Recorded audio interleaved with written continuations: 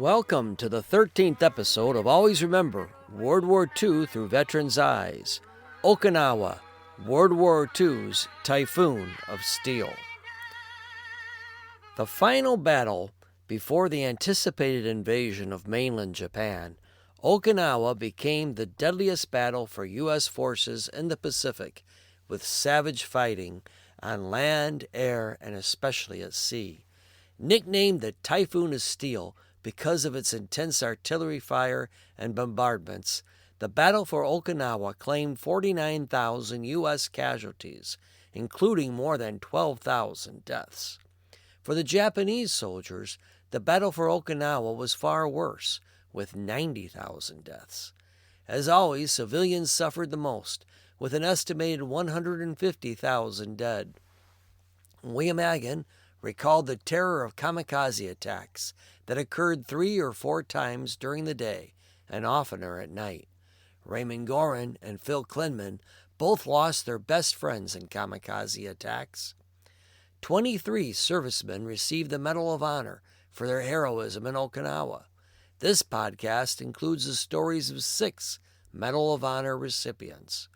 Kamikazes set the LCS that Richard M. McCool commanded ablaze and resulted in 50% casualties among his crew, yet McCool still managed to rescue some 98 men from a sinking destroyer. Richard E. Bush threw himself on a grenade to save the wounded men in his squad. Elsewhere, a wounded Robert E. Bush gave his lieutenant a life-saving transfusion of plasma with his one hand while he used his other to fire his pistol at the advancing Japanese who were less than 30 feet away. Angry that the Japanese had his riflemen pinned down for far too long on Hen Hill, Clarence Craft led a heroic attack against the Japanese defensive line, killing an estimated 25 Japanese soldiers. Atop the 400-foot Maeda Escarpment, conscientious objector Desmond T rescued an estimated 75 soldiers, lowering them 35 feet below the escarpment in a rope-supported litter tied to a tree stump, all the while under enemy fire as he did so. While the bloody battle for Okinawa raged on, Staff Sergeant Henry E. "Red" Erwin was flying bombing runs over the Japanese mainland. On a mission to bomb a chemical plant, the phosphorus smoke bomb Erwin was supposed to drop to signal to B-29s that they had reached their target exploded prematurely in the launching chute, shooting its 1,300-degree Fahrenheit flames into the aircraft, and more precisely, into Erwin's face. Those stories and more in this podcast of Always Remember World War II Through Veterans' Eyes. During the 1990s, while serving as a teacher with the Department of Defense schools in Bad Kreuznach, Germany, my family and I visited many of the sites associated with World War II, from the beaches of Normandy, where the D-Day landings took place, to the Ardennes forest, where the Battle of the Bulge was fought, to the death camps of Auschwitz, Buchenwald, and Dachau.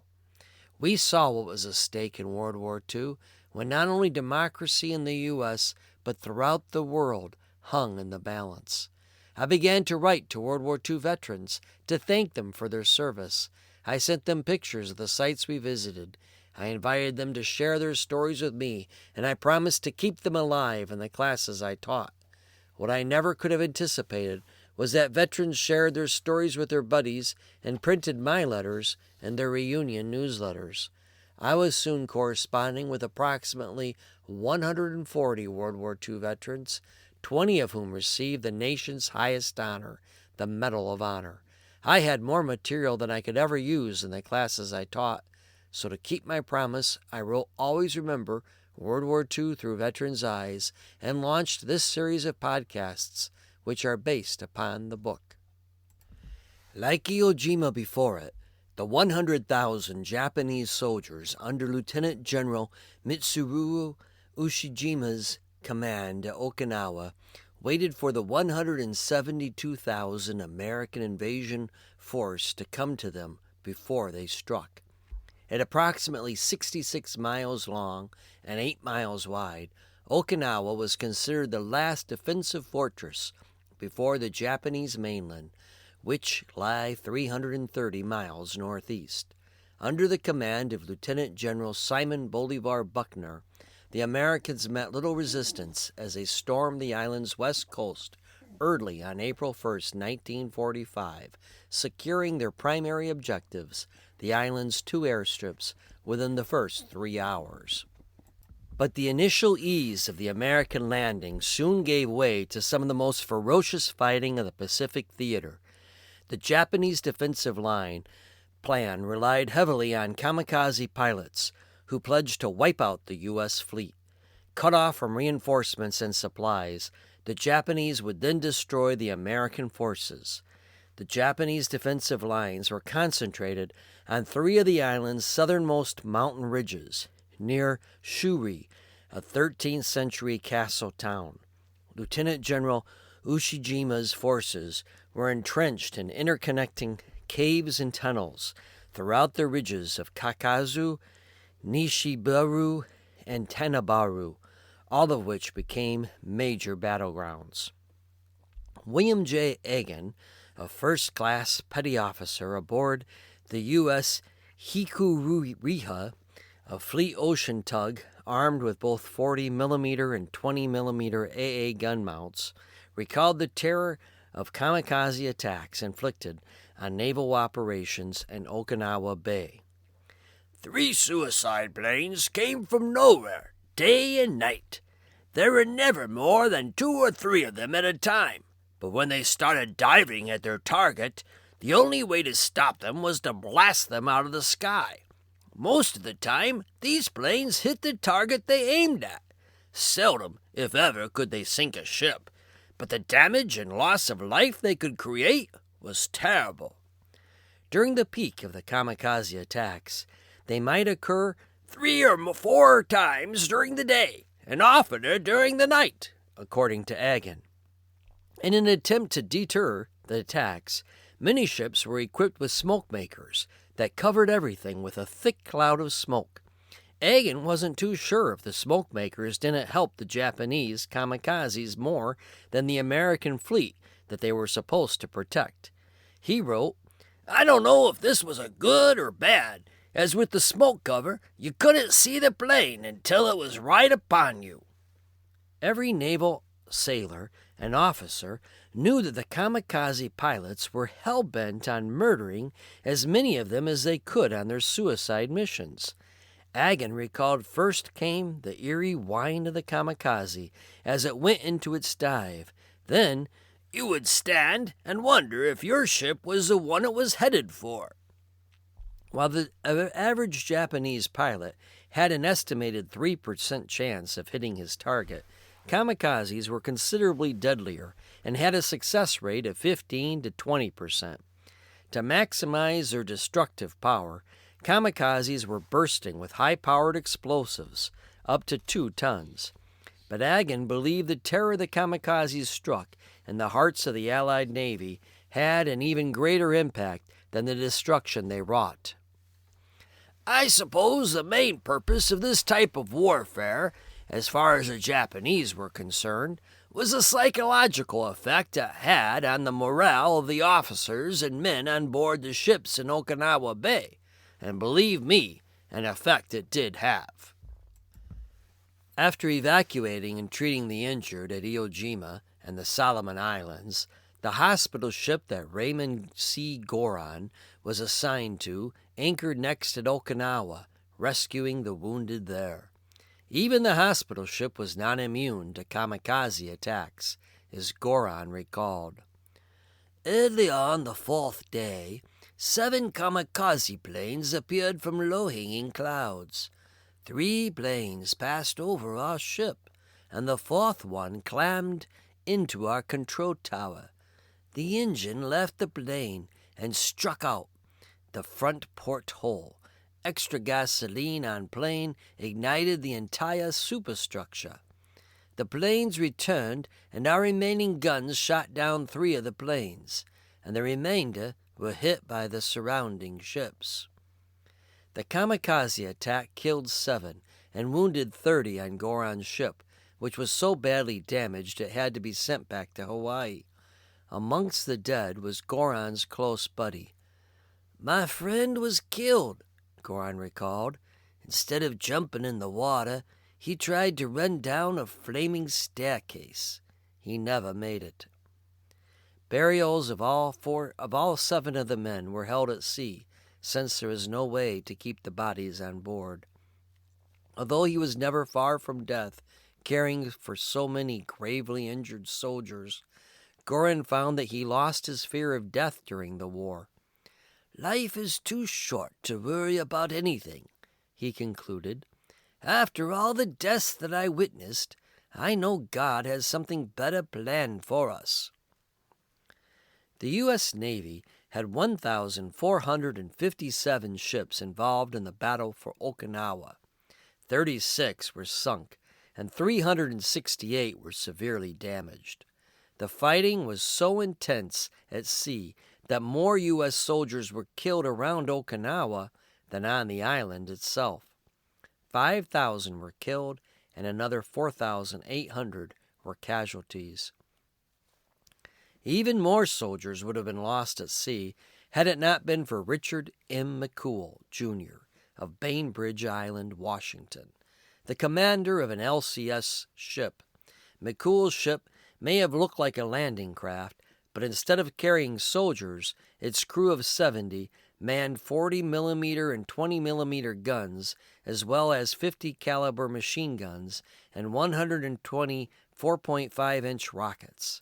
On the nights of June 10th and 11th, 1945, McCool was part of a kamikaze lookout patrol, consisting of 4 LCS ships and 3 destroyers. The patrol shot down as many kamikaze planes as they could. When one got through and struck a destroyer on June 10th, McCool's LCS came to the sinking ship's aid. "Our ship's log listed 98 men that we took off the USS William D. Porter, but there may have been a few more who did not get counted at the time," McCool wrote in August of 2000. But the following evening, it was McCool's own ship that became the target of a vicious kamikaze attack. "The attacking kamikaze planes the next day would have had to go past my ship, the USS LCS L-3-122, to get to the larger destroyers to the south of us, and so they attacked us instead. The first one passed just a few feet over our number 1 gun mount and crashed into the ocean. I am pretty sure that we hit that plane. The second came just behind it and crashed into the conning tower just a few feet below where I was standing." The LCS was now engulfed in flames. Several of its crew members were trapped in compartments completely ablaze. "The fires were generally in the immediate area of the crash and on the port side of the deck house where the bombing finally exploded, apparently having been armed with some sort of delayed action fuse."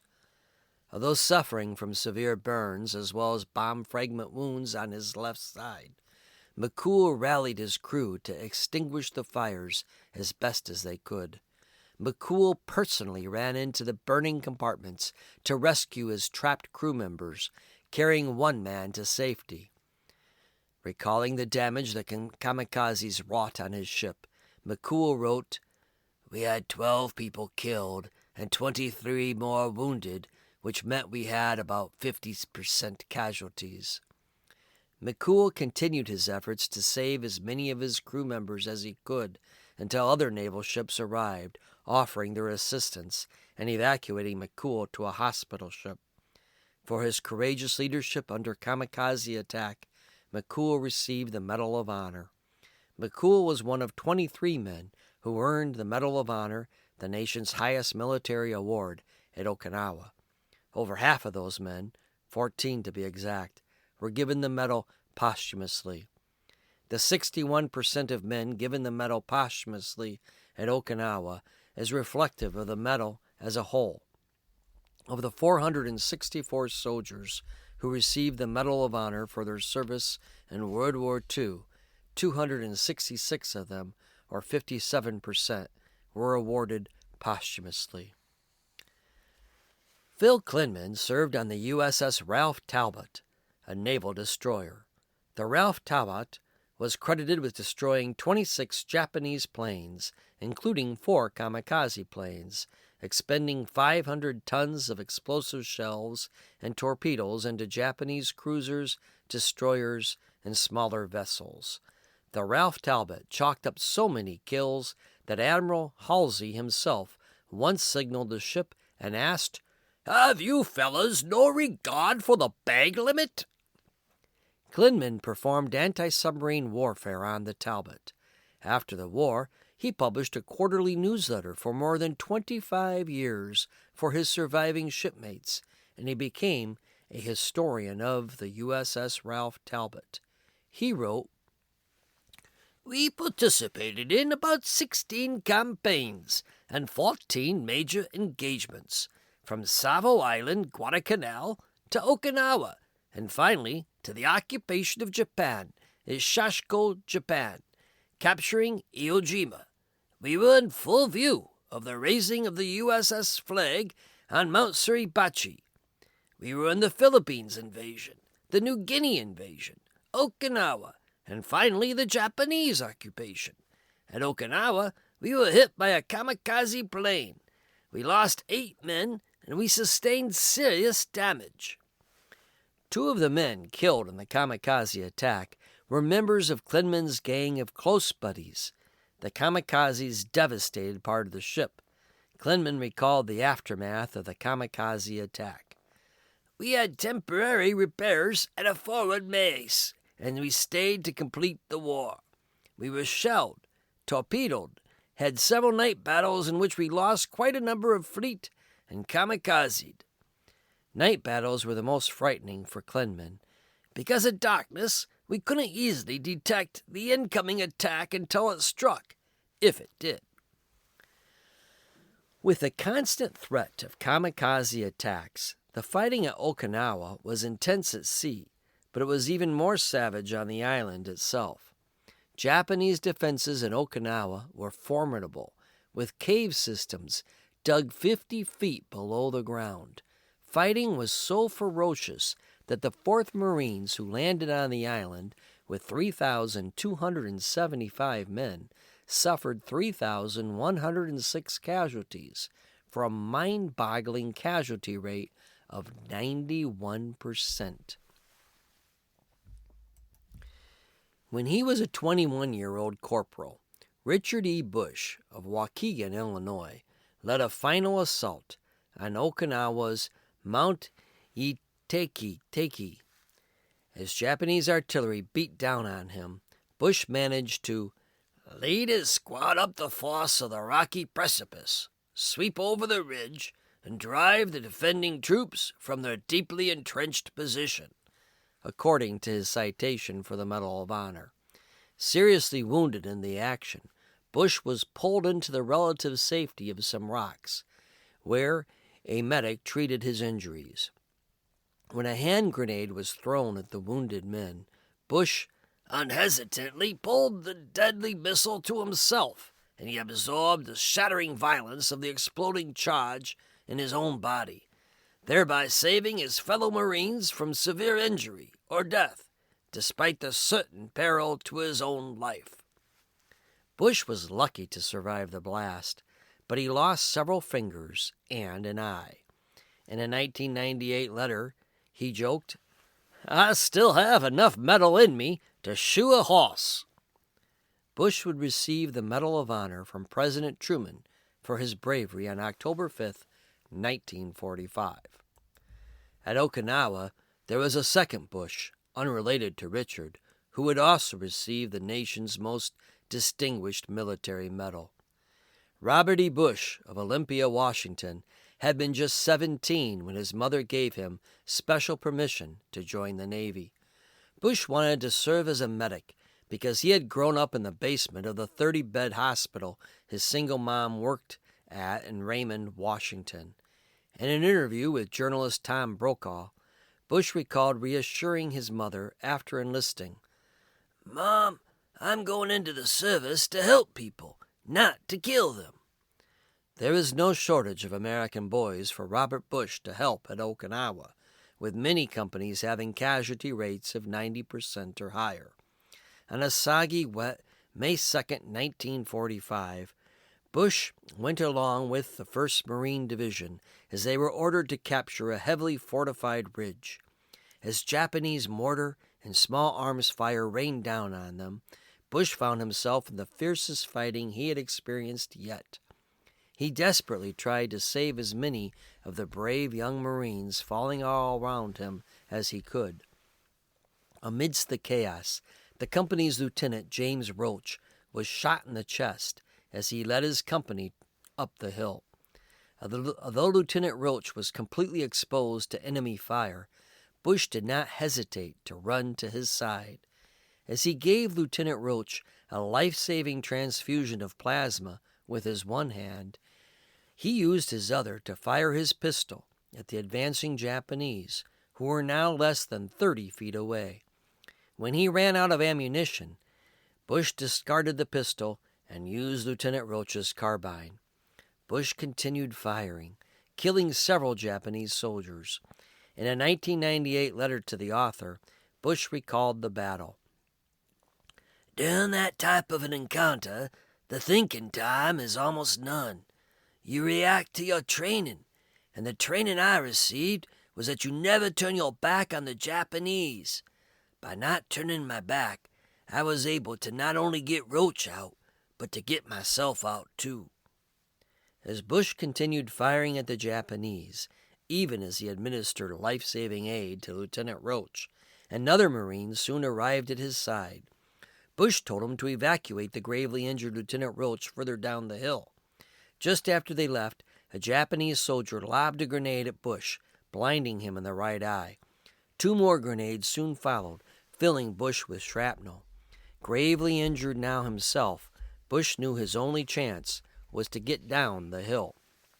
Never turning his back on the Japanese, Bush instead used his one good eye to get around the hill.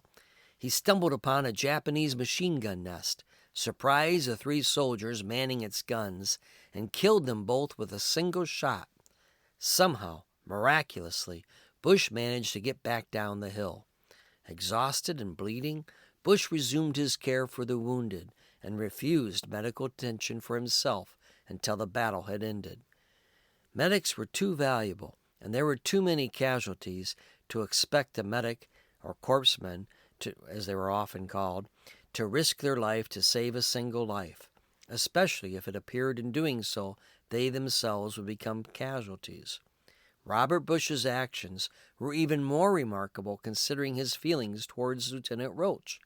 Although Lieutenant Roach survived the encounter, Bush wrote in his 1998 letter, "I was not close with him after the war because I felt he had made a bad decision that day, and although I had put it out of my own thoughts this far down the road, it did cost lives which needn't have been lost.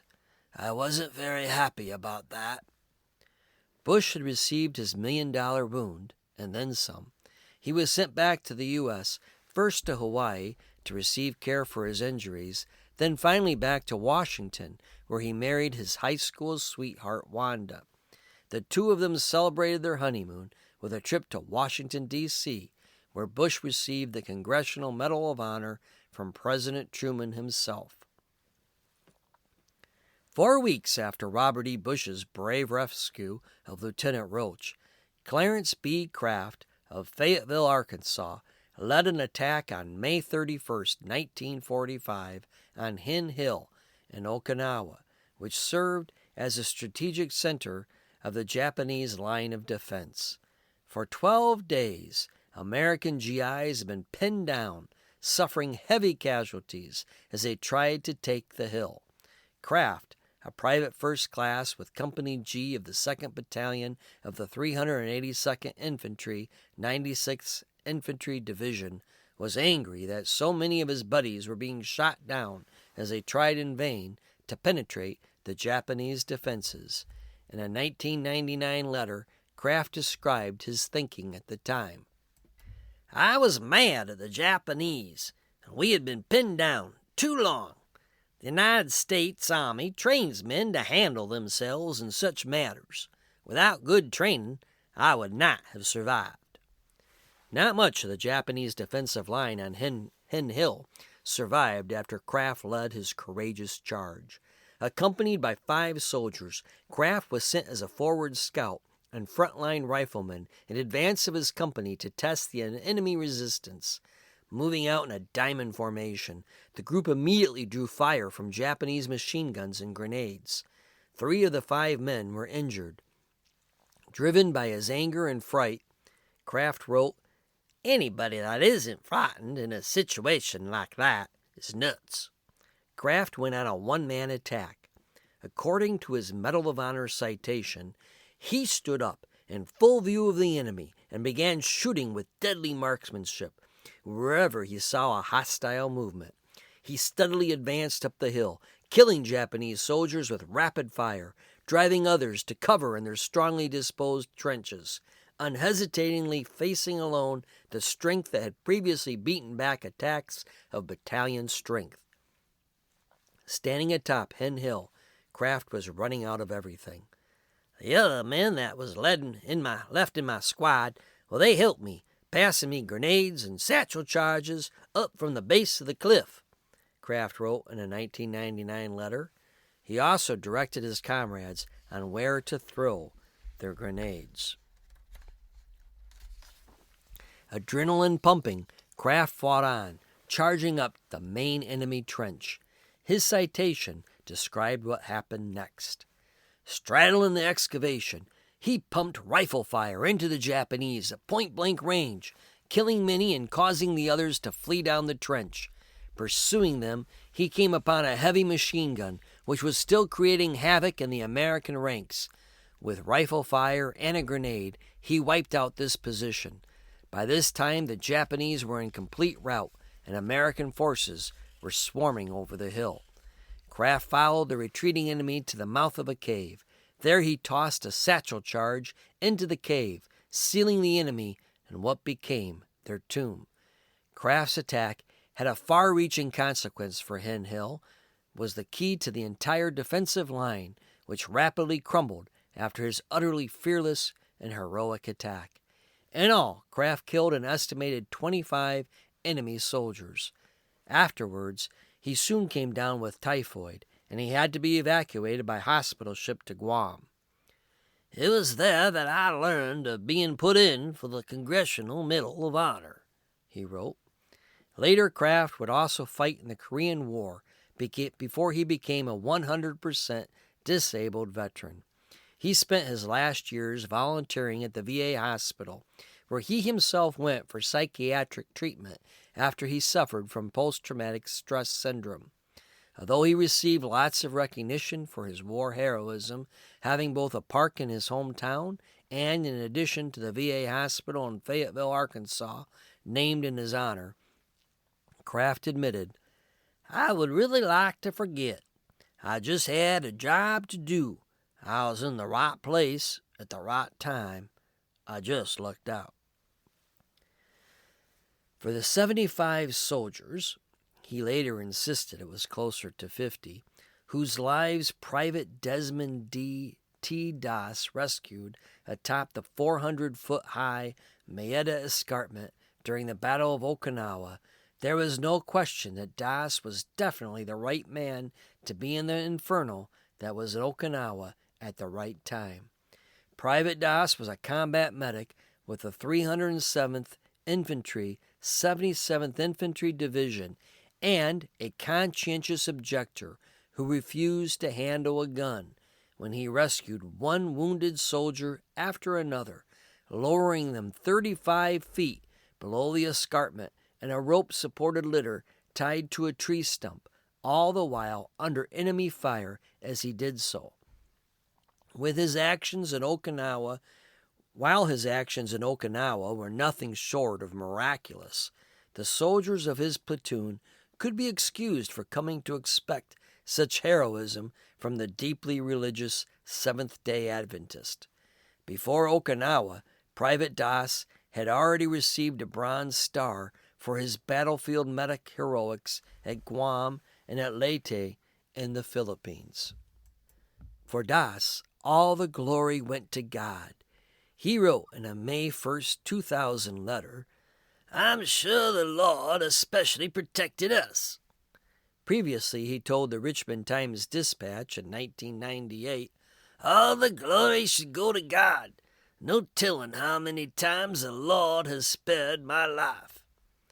There is no disputing that because of Das, countless wounded soldiers stranded on the Maeda Escarpment were given a second chance of life, lowered off the escarpment where they could receive medical attention below.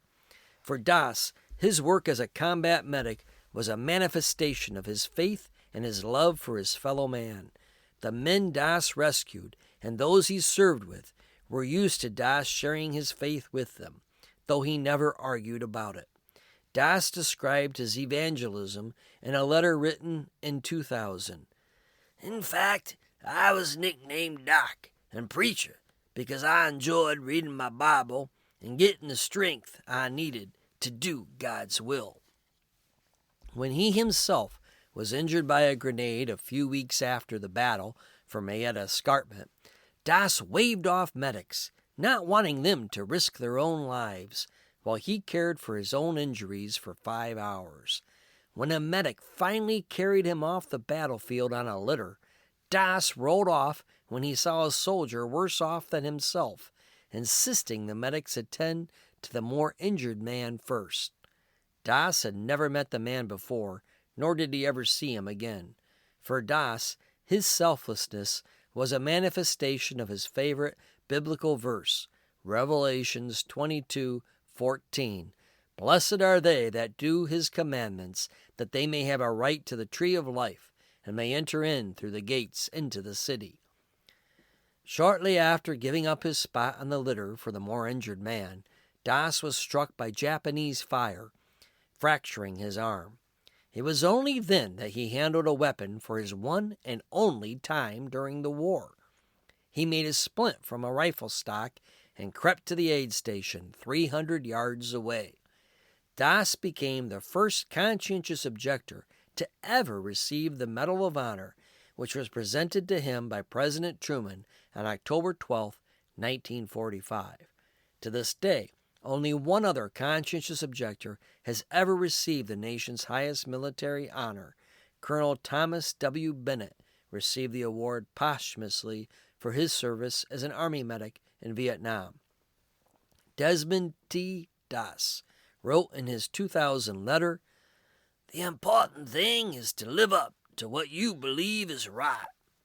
There was never any doubt that Das did that and much, much more. Although Das had to fight to obtain his conscientious objector's status based on his faith as a Seventh-day Adventist, Das demonstrated time and again that his service in the name of the God he loved was invaluable to the war effort. In the final days of the battle for Okinawa, Lieutenant General Simon Bolivar Buckner, the commander of the Allied invasion force, was killed himself while visiting an observation post near Mizado Ridge. As he watched the 8th Marine Regiment on the battlefield, 5 anti-tank shells exploded nearby him, striking him in the chest with deadly shrapnel. Buckner was soon followed in death by the Japanese generals Ushijima and Cho, who both committed harikiri, allowing themselves to be decapitated and disemboweled on the final day of the battle, June 22nd. It seemed the furnace of Okinawa spared no one. Okinawa had become the costliest battle in the Pacific Theater. During the 83-day battle, 110,000 Japanese were killed and another 10,755 were taken prisoner. Over 900 kamikaze planes were sacrificed as they sank 36 U.S. Navy ships and damaged another 368. The battle cost the U.S. Army and the Marines 7,613 killed and the Navy nearly 5,000 dead. The U.S. invasion suffered over 58,000 casualties. Japan now knew that the Americans were at their doorstep. The war was lost. It was only a matter of time. But the Japanese planned to make it as costly as possible for the Americans so that they might be granted more favorable terms for peace than an unconditional surrender. Meanwhile, the U.S. steeled itself for the bloody battle for the Japanese mainland, which its generals now predicted would cost an estimated 250,000 American lives. While the bloody battle for Okinawa raged on, Staff Sergeant Henry E. Red Erwin of Adamsville, Alabama, was flying bombing runs over the Japanese mainland. Erwin served with the 52nd Bombardment Squadron, 29th Bombardment Wing, on a B-29 nicknamed the Snatch Blatch and piloted by Captain George Cimarron. Erwin recalled his duties as radio operator of the B-29. My responsibilities were sending and receiving messages from Northfield, our home base on Guam. We used Morse code and a Latin lamp to communicate. The Snatch Blatch participated in the firebombing of Tokyo, along with some 330 B-29 bombers on March 10, 1945. The bombs that spewed out of its hulls were responsible for killing an estimated 120,000 people, nearly all of whom were civilians. Because they were made of napalm and thermite, Tokyo erupted in an inferno that engulfed 16 square miles of the city. 1 month after that firebombing, on April 12, 1945, Erwin was on another mission to a chemical plant near Koriyama, Japan, to bomb its factories. Because the Snatch Blanche was in the lead position, Erwin was supposed to drop phosphorus smoke bombs when the B-29s reached their launching point to help assemble the rest of the group. One phosphorus bomb exploded prematurely in the launching chute, shooting its 1,300-degree Fahrenheit flames into the aircraft, and more precisely, into Erwin's face, blinding him and destroying his nose. The B-29 went into a dive as smoke and flames filled the craft. Erwin somehow picked up the burning phosphorus bomb and crawled towards the co-pilot's window. Although he was now completely ablaze, Erwin staggered into the cockpit, shouting, "Open the window! Open the window!" and hurled the burning bomb out of the aircraft, allowing the pilot to pull the B-29 out of its nosedive. Quickly, the rest of the crew used their fire extinguishers to douse the flames that covered Erwin. When the B-29 made its emergency landing in Iwo Jima, Erwin was rushed to a hospital where, despite the doctor's best efforts, he wasn't expected to live.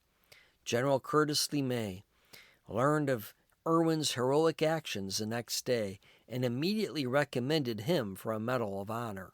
However, there was only one such medal in all of the Pacific. No one thought the severely burned radio operator would live long, so there was considerable urgency in finding the medal, which Erwin described in a letter written in 2000.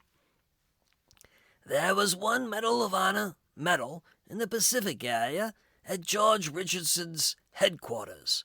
General LeMay, our commanding officer, ordered a B-29 to go get that medal and return it to the Fleet Hospital 103. It was presented to me on April 19, 1945. As his crew gathered around him, Erwin appeared like a living mummy, wrapped entirely in white bandages, with only his eyes and lips appearing through slits. Even so, he managed to mutter, "Thank you, sir," as General LeMay presented him with the award. When he wrote his 2000th letter, Erwin was still recovering from a stroke that he had suffered in 1995. But he was undaunted. After all, he had previously recovered from 41 surgeries to rebuild his face, his vision, and his body after his ill-fated B-29 mission. If only one little wish that I wish comes true, I know that the angels will watch over you. The song, Good Night Wherever You Are, was written by Al Hoffman, Dick Robertson, and Frank Weldon, and sung by the incomparable Vera Lynn. If you liked this podcast of Always Remember World War II Through Veterans' Eyes, please leave us a review on whatever podcast network you use. Check out the companion book on Amazon.com. Follow our podcasts and tell your friends. Check out our website for additional information on the veterans that were discussed in this episode and pictures of them. New episodes come out bi-weekly. You can find our companion book on Amazon.com. And until next time, thank you for remembering our World War II veterans.